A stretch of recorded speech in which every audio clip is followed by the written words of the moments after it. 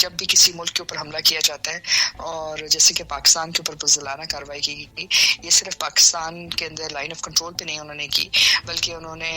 بھاولپور، لاہور، مختلف جگہوں کے اوپر ہماری مساجد کے اوپر ان کو شہید کیا۔ تو ظاہر ہے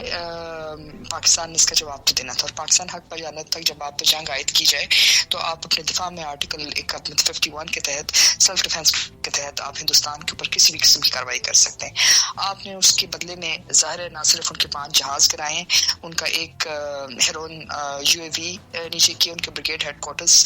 تباہ کیے ہیں، اور اس کے ساتھ ساتھ ان کی معتد جو پوسٹ ہیں لائن آف کنٹرول پہ ان کو تباہ کیے، چاہے وہ نظر پیر کا سیکٹر ہو، چاہے وہ مختلف جو سیکٹرز ہیں ان کے اندر آپ نے یہ تباہ کر کے یہ بات واضح کی ہے کہ پاکستان جنگی سبقت بھی رکھتا ہے، اور ساتھ ساتھ پاکستان یہ ہمت بھی رکھتا ہے کہ ہندوستان کو ان کے گھر جا کر ان کے جو ہے مختلف